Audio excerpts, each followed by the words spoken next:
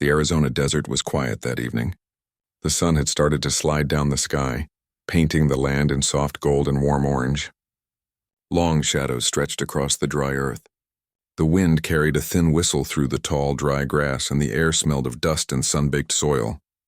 Far from the nearest town stood a small ranch, an old house with a creaky porch, a barn that leaned slightly to one side, and a wide fence that circled the land like an old friend protecting it. This was Samuel's home. Samuel had lived alone on this ranch for many years. He wasn't a young man anymore, but not too old either. His hands were strong and rough from years of hard work. His face was calm but carried the quiet weight of a man who had seen and remembered too much. He liked the silence. He liked how the land spoke to him in small ways. The rustling of the wind, the distant call of birds, the soft steps of cattle walking through the dust. That afternoon had been like every other. Samuel had fixed the north fence, checked on the water tank, and fed the animals. Everything was routine, simple, quiet, and without surprises. But just as the sun began to sink lower, he noticed something strange. In the distance, near the dusty road that ran past the ranch, two small figures were walking slowly toward him. He narrowed his eyes, shielding them from the sun with his hand. The figures grew clearer. They were two young girls, and maybe around 12 or 13 years old, dressed in worn but neat clothes. They walked with care, as if they had been on the road for a long time. Their steps were slow but steady. Samuel felt a small pinch of curiosity.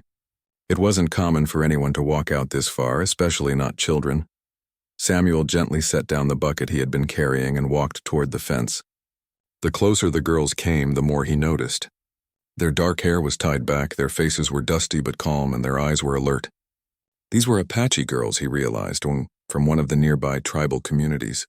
He had seen Apache families in town sometimes, selling handmade baskets and leatherwork, but never had he seen two young girls alone this far from anyone else. When they reached the front of the fence, they stopped. For a moment, none of them spoke. The wind was the only sound, whispering softly through the dry brush. Samuel could see that the girls were tired. Their shoes were dusty, their cheeks a little sunburned from walking in the heat. Yet there was something strong in their eyes, something brave. Samuel cleared his throat softly. "You girls lost?" he asked, his voice steady but not unkind. The older of the two shook her head slowly. Her eyes met his with a quiet strength. "No, sir," she said in a soft but sure voice.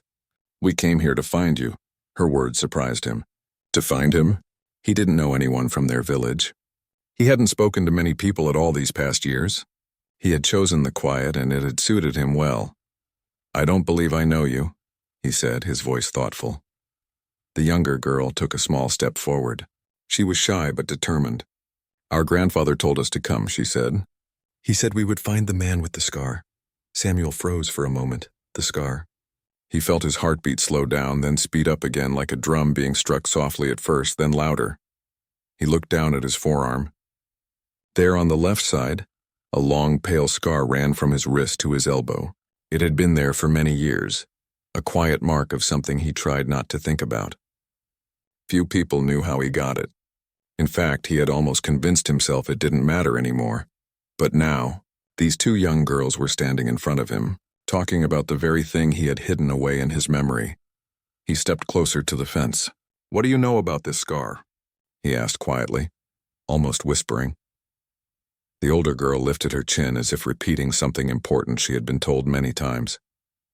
"Our grandfather told us," she began carefully, "that a long time ago a white man came to our land.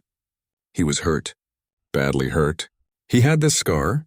Grandfather helped him. He said this man would remember." The sun was lower now. A golden light spilled across the land like a warm blanket. But inside Samuel, something cold stirred. He remembered. Not everything, but enough. A long time ago, he had wandered too far, made mistakes, lost his way. A man had helped him when no one else would. An Apache elder. Samuel hadn't spoken about it to anyone in years. It wasn't just a memory. It was a piece of his life he had packed away like an old photograph in a box. Yet here it was, standing in front of him in the shape of two young girls with dust on their faces and bravery in their hearts. "Why? Why did your grandfather send you here?" Samuel asked. The girls looked at each other. Then the older one answered, "He said it was time." He said we should ask you to accept us. The words hung in the air like a quiet bell. Accept us. Samuel felt the weight of them but couldn't yet understand their full meaning. He opened the gate slowly and stepped out toward them. Up close he could see how young they truly were. Their clothes were simple, their hands small, but their eyes were deep as if they carried stories older than they were. "Do you need water?" Samuel asked gently. He was not used to guests, but something in him softened. The younger girl nodded. Samuel led them toward the porch where an old water pump stood. He filled 2 tin cups with fresh, cool water and handed them over. The girls drank gratefully, the younger one finishing hers in a single long gulp. After a few quiet minutes, the older girl spoke again. "Our grandfather said you would help us. He said you owe us a promise." Samuel stared at her. "A promise?" She nodded. "A promise from the time of the scar." Her words echoed like a faint song from a faraway time. Samuel's thoughts drifted back to a night long ago. He remembered wandering in the desert, thirsty and tired. He remembered collapsing near a small riverbank.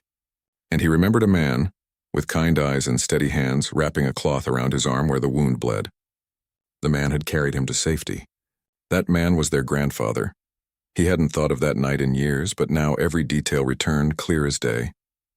The sound of the river, the stars above him, the warmth of a fire, the quiet language he didn't fully understand but felt safe around. He had left the next morning, promising to repay the kindness someday. But then life had moved forward. 1 year turned into 2. 2 became 10. He had built his ranch, chosen his solitude, and let the world grow distant. The promise had become a shadow in his mind, but for the grandfather it had never been forgotten. Samuel took a slow breath. "Your grandfather remembers that?" he asked quietly. The older girl's eyes softened, but her voice remained strong. "He remembers everything." The sky was now a deep orange, almost red. The wind had grown cooler. A few stars had begun to show themselves in the early night sky. Samuel leaned against the wooden post of the porch, his mind heavy with memories. He wasn't sure why the girls had come or what they expected from him, but he knew one thing for certain: this was no ordinary visit. It was a thread connecting his past to his present. The older girl carefully unfolded a small cloth she carried in her hand. Inside was a carved wooden charm. Samuel recognized it instantly. It was the same kind of charm the old man had given him many years ago. He had lost his long ago, but this one was exactly the same. The pattern, the smoothness of the wood, the meaning it carried. "He said to give you this," she said, holding it out. Samuel took it slowly, almost reverently. The wood was warm from her hand. As he held it, the years between then and now seemed to disappear. Silence stretched for a long time, but it wasn't uncomfortable. The girls sat quietly, watching him. Samuel stared out at the land. The same land where he had built his life. The same land where his past had finally found him again. When he finally spoke, his voice was low. "You've come a long way," he said. The older girl nodded. "Yes, and now you must listen." Those words carried more weight than he expected. Something inside him stirred. For years he had chosen to live alone. But now, 2 young girls with brave hearts and a message from the past had stepped into his quiet world. The night was coming fast. The last light of the sun slipped away behind the hills, leaving a blanket of soft blue and gold. Samuel felt something he hadn't felt in a very long time. The sense that change had arrived. He didn't fully understand what the girls wanted yet, but he could see it in their eyes. This was important. This was about more than a scar. It was about a promise made long ago, and for the first time in many years, Samuel wasn't sure if he could walk away from it. The night wrapped itself around the ranch like a soft blanket. A pale moon climbed into the sky, spreading its silver light over the dry land. The stars were bright and calm, shining like little lamps above the quiet desert.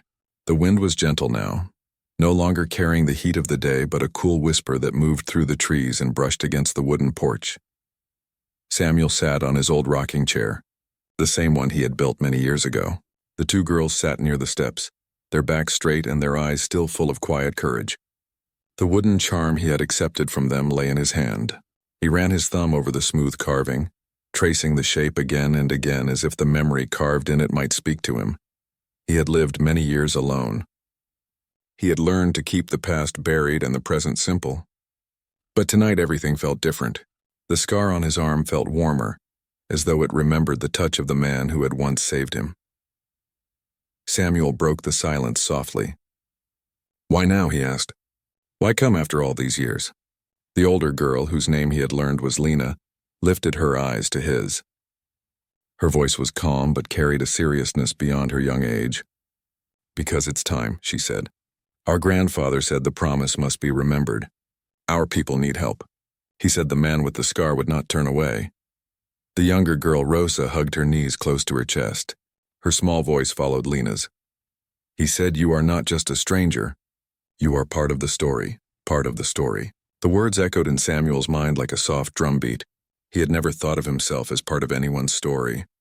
He had lived his life quietly, making sure not to belong to anything or anyone. But hearing those words made something inside him shift. He looked out toward the open land.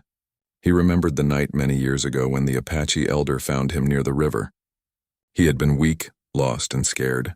The old man had taken him in, given him water, food, and warmth. He had wrapped Samuel's arm with soft cloth, tied it carefully, and sat with him until the morning sun. Before Samuel left, the old man had said something to him. He didn't fully understand the words then, but the meaning was clear. "One day, you will be found again.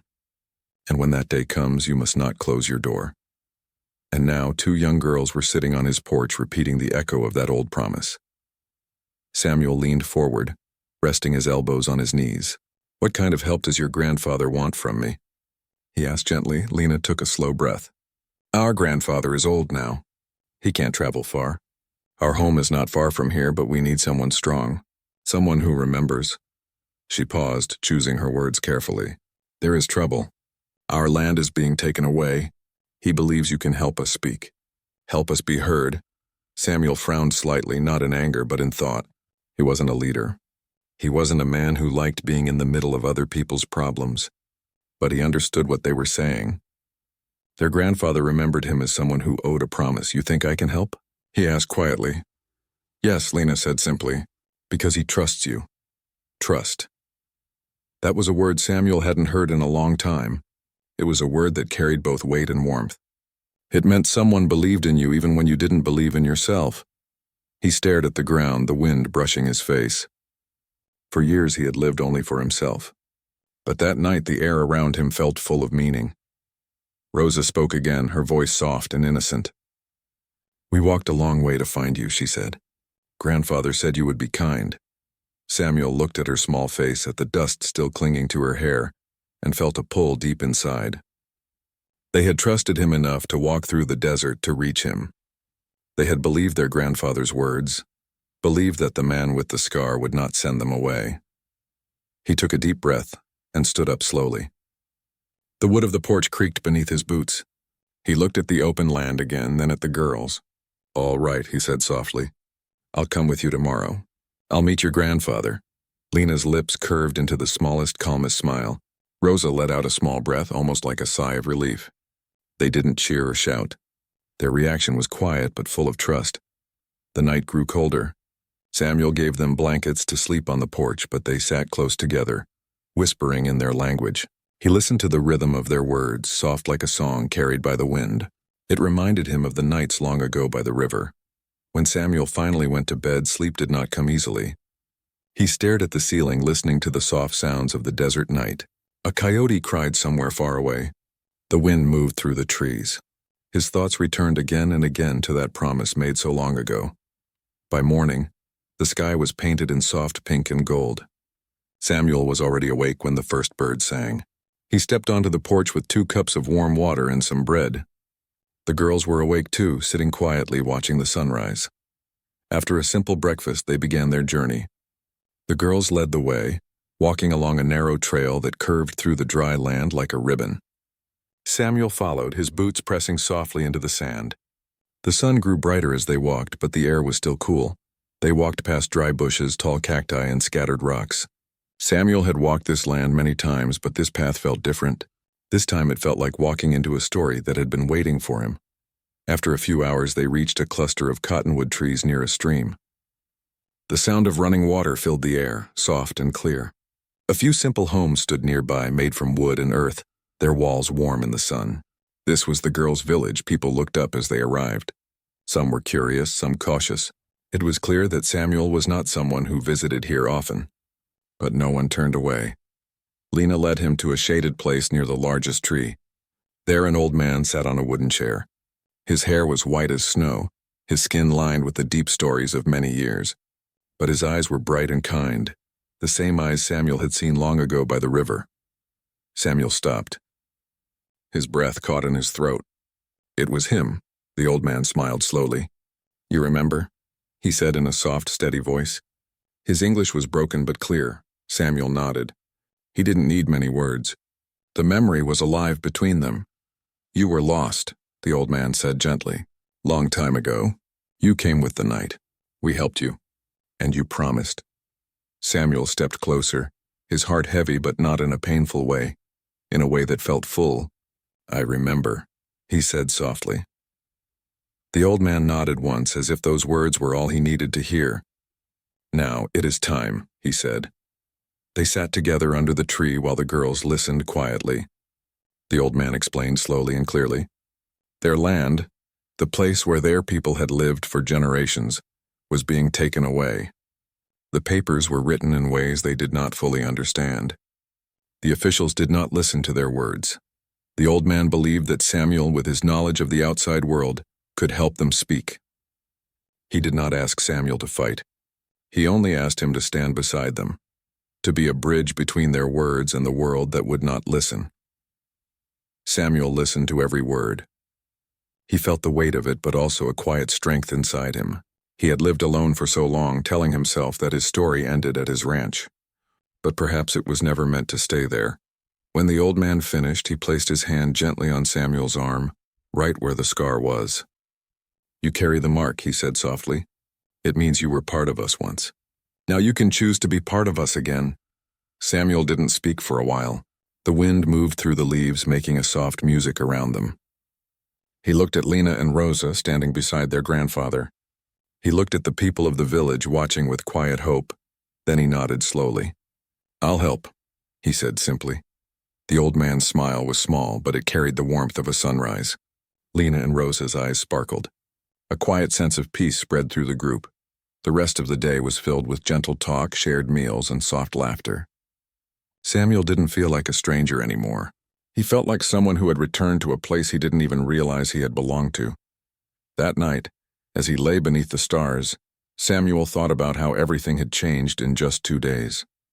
2 girls had walked to his ranch with dusty shoes and brave hearts. They had brought him back into a story he had left long ago.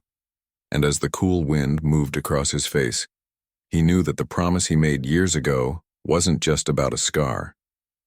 It was about trust, kindness, and standing beside those who had once saved him. For the first time in a long while, Samuel didn't feel alone.